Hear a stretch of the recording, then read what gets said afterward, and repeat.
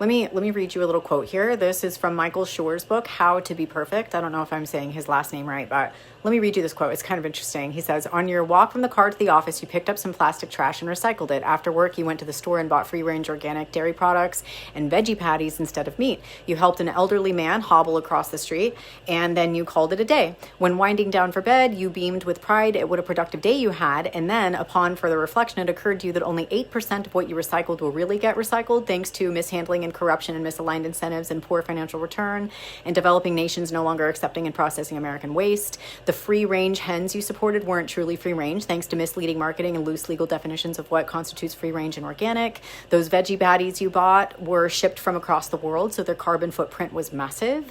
And that man you helped across the street was a racist, sexist old bigot, and you helped him survive to see another day of voting regressively, catcalling women, and trumpeting epithets across the yard at neighbors. So there's a little quote. And that's obviously pretty bleak stuff from Michael Schor, but I think that it's kind of worthy of our reflection, because I think that, I don't know about you, but a lot of my midlife crisis of recent years has been realizing that I'm a mindless eating machine, right? I'm a bulldozer, I'm a bull in a china shop, and I think we all are. We're all like throwing away these single-use plastics, we're living unsustainable lives, we're mindless eaters, and you can make the most benign decisions, like seemingly benign decisions.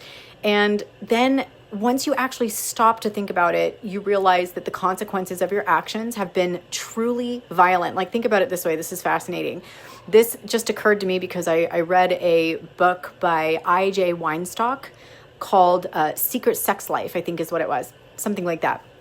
He was talking about how this planet is facing a Malthusian crisis. We all know that. We've been looking down the barrel of that crisis for a long time. It's not so much about the space available. Like, I think JBP, I think it was him, was saying that the entire global, the human race could fit in, I think he said Manhattan, but that's not the point, right? Because if you actually do the math in terms of farmable land, like arable land, and you do the math out, you get about 2 acres per person of farmable land.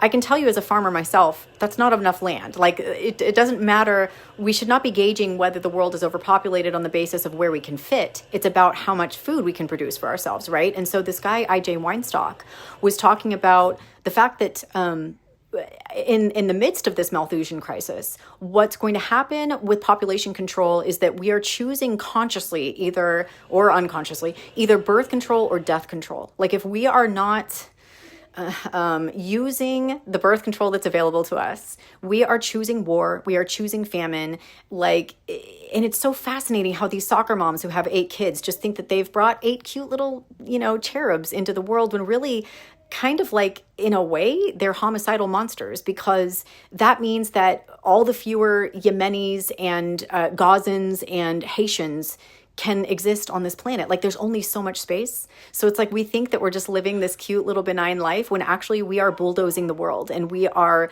causing harm.